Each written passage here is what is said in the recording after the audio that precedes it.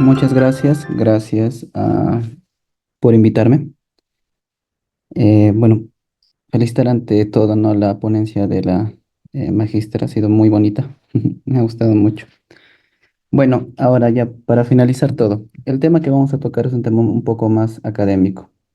Vamos a hablar sobre sistemas de oxigenoterapia. Considero que es un tema importante ya que, bueno, no solamente en las unidades de cuidados críticos, sino también en las unidades hospitalarias y también extrahospitalarias se tiene uso de estos sistemas. A ver, empecemos. Los temas que vamos a tratar en la presente exposición, vamos a hablar conceptos básicos de insuficiencia respiratoria, conceptos generales, indicaciones de sistemas de oxigenoterapia, clasificación, descripción de los dispositivos y bueno, para finalizar, cosas que me parecen importantes.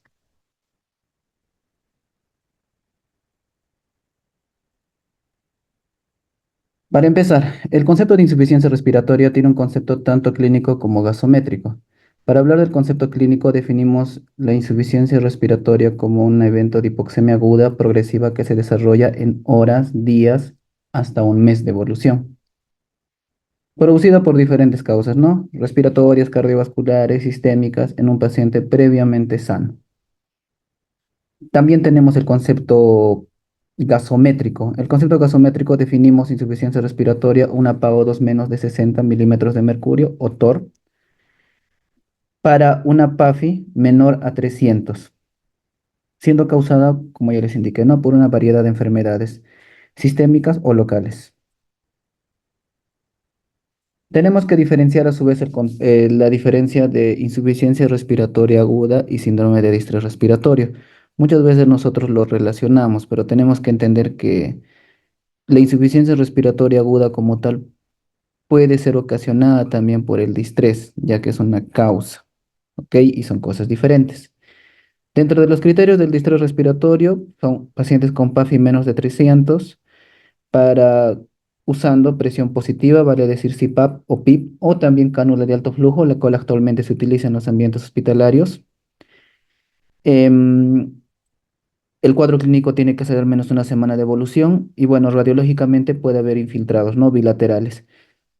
En los países en vías de desarrollo también se suma la presencia de ecógrafo, no tenemos que olvidarnos. Ya la ecografía está entrando actualmente fuerte y ya se puede utilizar para el diagnóstico de distrés respiratorio. Y bueno, para finalizar, el cuadro de insuficiencia respiratoria no tiene que ser causada por una patología cardíaca o una sobrecarga de volumen. En la imagen de acá podemos apreciar los criterios de Kigali. Añadidos en el 2021 son criterios clínicos que relacionan no solamente bueno, es un estudio, ¿no? Que hizo Kigali, que relacionan no solamente la PAFI como criterio diagnóstico, sino también actualmente la SAFI. ¿Para qué nos ayuda la SAFI? La SAFI es la relación, ¿no? Entre saturación y FiO2.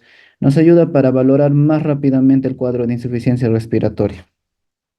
Podemos ver en la imagen de abajo la tabla de clasificación con los valores correlativos, ¿no? Para criterios de Berlín, una PAFI con un distrés severo, por ejemplo, menor a 100, lo catalogaríamos como un criterio de Kigali menos de 160 para SAFI.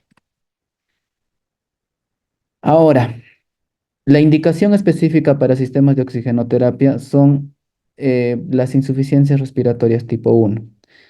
Vale decir que son cuadros en los cuales específicamente hay hipoxemia, no hay retención de CO2 y tampoco hay uso de musculatura accesoria. Para estos sistemas tenemos que tener presente que ya no se utiliza. Específicamente no nos olvidemos que son para IRAS tipo 1. Bueno, la insuficiencia respiratoria tipo 1 ocurre cuando el sistema respiratorio no puede proporcionar oxígeno adecuadamente al cuerpo, lo que lleva a hipoxemia y puede ser causada por hipoventilación alveolar, baja presión atmosférica, grandes alturas, ¿no? Fracción de oxígeno inspirado, defecto en la difusión, desajuste en la ventilación-perfusión, ejemplo, un distrés respiratorio, lo que ya hemos comentado. Y bueno, alteración en la derivación derecha-izquierda, un shunt, de ejemplo, un CIA, ¿no? O un CIB. La insuficiencia respiratoria tipo 2 ya les comenté, ocurre cuando el sistema respiratorio no puede eliminar adecuadamente el dióxido de carbono del cuerpo, lo que provoca hipercapnia. Ahora hablaremos de conceptos generales, tenemos que tener bien claros estos para hablar de sistemas de oxigenación. FiO2, ¿qué es la FiO2? Es la concentración o proporción de oxígeno que hay en la mezcla de aire inspirado y se mide en porcentaje. Hipoxemia, la disminución anormal de la presión parcial de oxígeno en sangre arterial por debajo de 60 milímetros de mercurio. Hipoxia, deficiencia de oxígeno en la sangre, es un déficit ya a nivel tisular. E hipercapnia es el aumento de CO2 por encima de 45 milímetros de mercurio. Continuando, ¿qué es el oxímetro de pulso? Es un dispositivo portátil de uso común que sirve para medir la saturación de oxígeno. ¿Qué mide?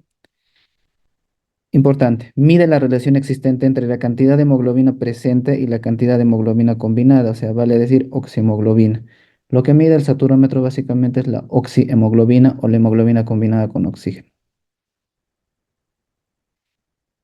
Continuando, reguladores de oxígeno, reguladores de presión de oxígeno medicinal o el manómetro y el manorreductor, ¿no? Son sistemas que se acoplan a los cilindros de presión, los cuales tienen por meta graduar.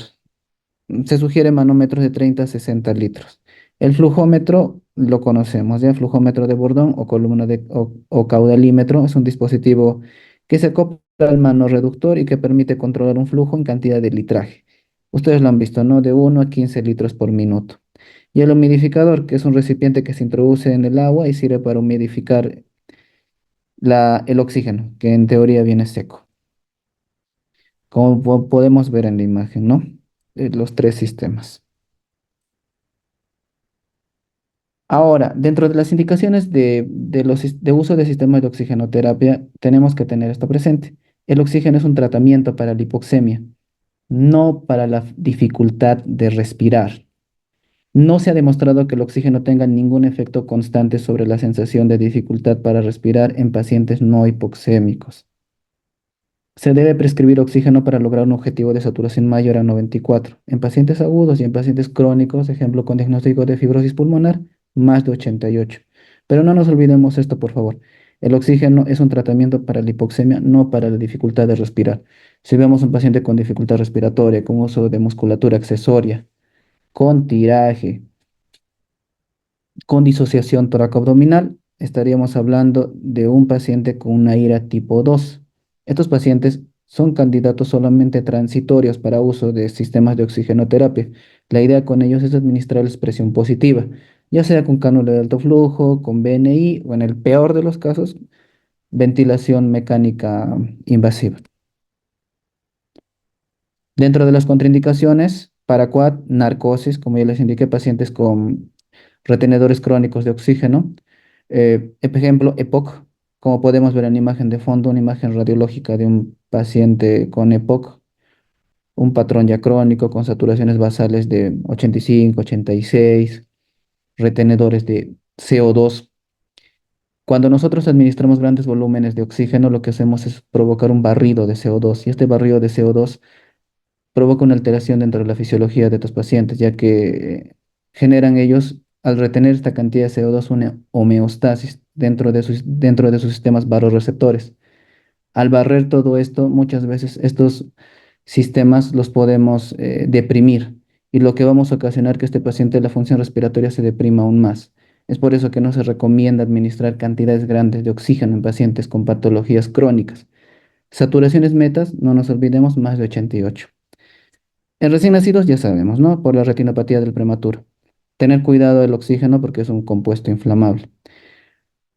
Contraindicación también importante, ¿no? Evitar la administración de oxígeno sin humidificación, ya que puede provocarme mayor daño a nivel de la vía aérea. Toxicidad de oxígeno. Se ha visto que el oxígeno en grandes cantidades convierte aniones superóxido en radicales libres de hidróxilo. Y estos que ocasionan modificaciones fisiológicas a nivel alveolar, más que todo mm, en el sistema terminal de los alvéolos, ¿no? Que se interconectan con los vasos sanguíneos y me provocan la interrelación ventilación-perfusión. En estos casos va a disminuir o en el peor de los casos puede fibrosarse. Y bueno, me va a generar mayor espacio muerto. ¿Y a qué se me traduce el espacio muerto? Se me traduce a fibrosis pulmonar. Ahora hablaremos de descripción de los dispositivos. Empecemos por cánula binasal. La cánula binasal es un dispositivo de uso común, es un sistema de oxigenoterapia a corto plazo y se da básicamente en pacientes estables. La tasa de flujo ya sabemos de 1 a 5 litros y aumenta por litro 4%. Ventaja, fácil de usar, económica, cómoda. Es un dispositivo que me permite que el paciente hable, come mientras recibe oxígeno. Las limitaciones se desprenden fácilmente y pueden provocar irritación en la piel, en las orejas, no son efectivas si el paciente respira por boca, fosas nasales. Tener cuidado, no pueden tener las fosas nasales bloqueadas, el tabique puede estar desviado o en algunos casos puede haber pólipo, ya que sería contraproducente, ¿no? La administración del sistema por cánula venasal. Continuando, la máscara simple. La máscara simple es un dispositivo que se coloca, es una máscara que se coloca en la boca y en la nariz, como vemos en imagen. Contiene dos puertos de exhalación, importante. Consta de una banda elástica y una pieza de metal, la cual se fija en el dorso de la nariz. La banda elástica me asegura que el sistema esté fijado a la piel. Se debe configurar, no nos olvidemos esto, de 6 a 10 litros. Si es que nosotros bajamos el litraje, lo que vamos a producir es reinhalación de CO2 en estos pacientes. La cantidad mínima de litraje es importante para que salga el CO2 y fluya por por las válvulas que tiene, por esos huequitos, ¿no? Que ustedes han debido ver en la máscara simple. Ventaja fácil de usar, desventaja. Lastimosamente, para comer, el paciente debe quitarse y tener cuidado con algunas personas que pueden sufrir claustrofobia. Continuando, dentro de los sistemas de bajo flujo, hablamos del sistema de la máscara reservorio, sin reinhalación. Consiste en una máscara unida a una bolsa de reservorio, consta de tres válvulas situadas entre el reservorio, la mascarilla y dos situadas al costado de la máscara. Permiten la salida de gas, pero no su reinhalación. Cantidad recomendada podemos arrancar de 10 hasta 15 litros. La característica importante de los sistemas de bajo flujo es que nos dan una cantidad de FiO2 variable. Como podemos ver abajo, por más que nosotros administremos más de 10, 12, 14 litros, no vamos a asegurar una FiO2 exacta. La FiO2 probable que vamos a asegurar es que sea más de 80%, nada más. ¿Por qué? Porque es un sistema de bajo flujo, porque el flujo que se le administra es mucho menor al flujo inspiratorio de la persona. No nos olvidemos, esa es la diferencia de un sistema de bajo flujo y de alto flujo. Indicaciones. Bueno, dentro de las ventajas es no invasiva, es útil en situaciones de emergencia, obviamente en un paciente que esté saturando 40, 50. Y no, como les dije anteriormente, es un sistema solamente transitorio. Bueno, y un sistema de reservorio, ¿no? Es bueno porque mejora y garantiza el aporte de oxígeno medicinal. Dentro de las desventajas, si es que nosotros no utilizamos bien este sistema o le bajamos la cantidad de litraje que a veces pasa en las unidades hospitalarias, que utilizan una máscara reservoria a 5 o 6 litros, podemos producir reinhalación, podemos más que ayudar, perjudicar al paciente. Tenemos que saber titular. Si es que el paciente me tolera 5 a 6, es muy probable que sea candidato a una máscara simple o una cánula binasal. Es necesario vigilar el funcionamiento de las válvulas. No, nunca se retiren las válvulas, por favor, porque han visto esas valvulitas, muchas veces las retiran. Son válvulas que evitan la reinhalación. La bolsa de reservorio puede tener escapes, puede contaminarse y puede ser un sistema de contaminación de hongos y de bacterias. Siempre hay que mantenerlo limpio y siempre la idea es dar este sistema de oxigenoterapia nuevo. El uso correcto, incorrecto puede llevar a reinhalación, como ya les comenté, hay dificultad para la expectoración y por la cantidad de FiO2 se podría producir resequedad en los ojos. Ahora hablemos de los sistemas de alto flujo. Dentro de los sistemas de alto flujo vamos a tocar principalmente el sistema Venturi, ¿no? Porque la cánula de alto flujo ya es un tema muy aparte. ¿Qué es un sistema de alto flujo? Son aquellos en los que el flujo aportado supera la demanda inspiratoria del paciente y por lo tanto el gas inspirado proveniente en su totalidad desde el dispositivo. Y bueno, el sistema de bajo flujo es un sistema en el cual se administra gas inspirado proveniente del ambiente y del dispositivo, por lo tanto dan concentraciones de oxígeno poco estables y variables. O sea que los sistemas de bajo flujo dan cantidades aproximadas de FiO2, mientras que los sistemas de alto flujo dan cantidades exactas. Para hablar del sistema Venturi tenemos que hablar del efecto Bernoulli. Y para hablar del efecto Bernoulli tenemos que hablar de dos cosas importantes. Uno, de la ley de Boyle-Mariotte y dos, de la ley de conservación de la energía. ¿Qué nos dice la ley de Boyle-Mariotte? Nos dice que a temperatura constante un volumen es inversamente proporcional a un gas dentro de un recipiente. O sea que a mayor presión, menor volumen. Y a mayor volumen, menor presión. Interactúan de forma inversamente proporcional. La ley de conservación de la energía, cuando existe un descenso de la presión de un sistema debido a un estrechamiento en la vía del flujo, se incrementa la energía cinética a expensas de la energía de presión. Y juntando estos dos conceptos, hablamos del efecto Bernoulli. ¿Qué nos dice el efecto Bernoulli? Simplemente nos dice que es la disminución de la presión al aumentar la velocidad de flujo constante de un fluido, en este caso oxígeno, y posteriormente la mezcla con aire ambiental. Repetimos, es la disminución de la presión al aumentar la velocidad del flujo constante de un fluido, en este caso oxígeno. Entendiendo esto, hablamos del efecto Venturi. El efecto Venturi simplemente es el efecto Bernoulli en un sistema de oxigenoterapia, vale decir unos tubos rígidos, ¿no? Como podemos ver, hay una modificación del flujo a nivel del estrechamiento. El concepto del sistema Venturi simplemente es el arrastre, que se produce por la modificación de presiones que va desde el lugar A al lugar B. Al haber modificación de presiones, me va a producir un fenómeno de arrastre y este fenómeno de arrastre me va a provocar una succión. Y esta succión, ¿qué me va a jalar? Me va a jalar el aire ambiental. ¿Para qué nos sirve el arrastre del aire ambiental?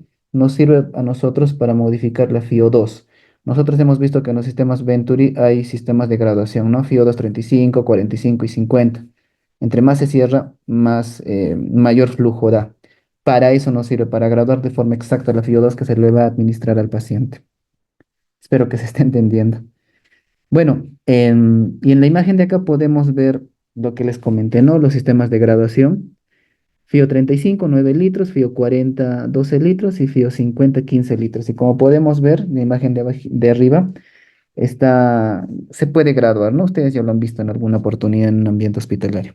Las partes del sistema Venturi están al costado, tiene su mascarita, tiene su caudalímetro, tiene su tubo Venturi. Y en la imagen de abajo también podemos ver los caudalímetros, pero ya modificados específicamente la FIO2 que necesita el paciente. No son sistemas antiguos, pero que en algunos lugares todavía se utilizan.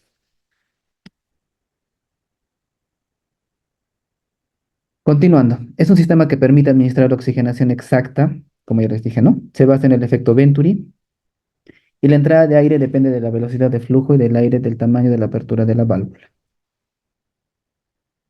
Ventajas: permite variar la fracción inspirada de oxígeno, puede ser utilizada para nebulizar. Desventajas: incomodidad por la irritación y dificulta la higiene oral porque es una máscara. Para finalizar, cosas que me parecen importantes. Indicaciones de oxigenoterapia en general. Sin enfermedad pulmonar previa, podemos utilizar para una PaO2 de menos de 60, para una FiO2 de menos de 90. Metas de saturación objetivo mayor a 94. Para pacientes con enfermedades crónicas se recomienda utilizar una PaO2 menor de 50 milímetros de mercurio o una caída de la saturación basal mayor o igual a 3 puntos. Se recomienda en forma general mantener una saturación mayor a 88%. Como les comenté, ¿no? Previamente, que en estos pacientes la idea es no darles mayor cantidad de FiO2, sino darles la que ellos requieren nada más, porque están acostumbrados a tener una saturación baja de base. Objetivos de la saturación, en la tabla número 2 en no críticos y en pacientes críticos sin riesgo de hipercapnia o retención de CO2 o patología crónica, mayor a 94. Críticos, síndrome de distrés respiratorio y COVID, mayor a 88. Inicio del sistema de oxigenoterapia. Esta es una pregunta que muchos la hacen. Si el paciente no tiene enfermedad pulmonar previa y es un paciente en estado crítico o con el diagnóstico de enfermedad crítica, arrancamos con 15 litros. Bueno, esto es, obviamente se habla en países desarrollados, ¿no? De igual manera, estamos obligados nosotros a respetar los protocolos. Arrancamos con 15 litros de sistema de oxigenoterapia, asegurándonos la mayor cantidad de oxígeno y poco a poco lo vamos titulando. Si es que el paciente lo va a requerir en algún punto, cada 4 o 6 horas se va bajando progresivamente hasta utilizar cánula vinasal. Sin enfermedad previa pulmonar, podemos utilizar de paciente no crítico, obviamente. Podemos arrancar con máscara simple o podemos de 5 a 10 litros o cánula vinasal, ¿no? De 12 a 6 litros. Con enfermedad pulmonar previa o riesgo de hipercapnia, se recomienda arrancar con cánula binasal, o sea, la idea es administrar la menor cantidad de FiO2. Saturación base, mayor 88. Y si el paciente está con mala dinámica, ya les comenté, vendría a ser una ira tipo 2, no nos ayuda los sistemas de oxigenoterapia. Tendría que utilizar sistemas que le den flujo alto, sistemas de presión positiva, cánula de alto flujo, BNI o ventilación mecánica. En la imagen, en la tabla 3, podemos observar la cantidad de FiO2 proporcional a la cantidad de litros de la cánula binasal, de la máscara de oxígeno y de la máscara de reservorio, ¿no? Como ya les dije, esto es variable. Más de 10 litros, bueno, la cantidad que nos da de FiO ya es aproximada. Ahora, continuando, bueno, estas es las indicaciones del sistema de oxigenoterapia de la de la guía británica de oxígeno del 2023. El oxígeno es un tratamiento, lo repite, ¿no? El oxígeno es un tratamiento para la hipoxemia, no para la dificultad de respirar. Como es una escala británica, las escalas británicas actualmente manejan la escala de News, que es una escala clínica que valora la complejidad del paciente, si va a ser un paciente que vaya para área crítica o es un paciente que puede ser soportado en una unidad hospitalaria. Sería bueno que lo revisen, es bien bonita esta escala y es simple de utilizar. Presencia de saturación normal, esto es importante, ¿no? La presencia de saturación normal no elimina la necesidad de realizar mediciones de gases, especialmente en pacientes que reciben oxigenoterapia suplementaria. Para pacientes críticamente enfermos o aquellos en shock o hipotensión, vale decir una PaO2 menos de 90, una presión arterial sistólica menos de 90, la medición de gases arteriales debe obtenerse en la primera muestra. ¿Qué nos dice la guía sobre la toma de gases arteriales? Esta es otra pregunta que se hacen comúnmente. ¿Cuándo tomar gases arteriales? En pacientes críticos, en general, en todo paciente que se considere crítico, se tiene que tomar un gas arterial. En segundo punto, caída inesperada o inapropiada de saturación por debajo de 94 o mayor a 3 puntos de su saturación basal previa. Deterioro de saturación, caída mayor o igual a 3 puntos o aumento de dificultad para respirar en pacientes con hipoxemia crónica o pacientes crónicos. La mayoría de los pacientes previamente estables que se deterioran clínicamente y requieren una mayor fracción de oxígeno, se tiene que tomar una gasometría. Y bueno, para finalizar, pacientes con dificultad para respirar que se cree que tienen riesgo de sufrir afecciones metabólicas como cetoacidosis, acidosis metabólica o pacientes renales, se tendría que tomar también una gasometría arterial. Perdón, disculpe.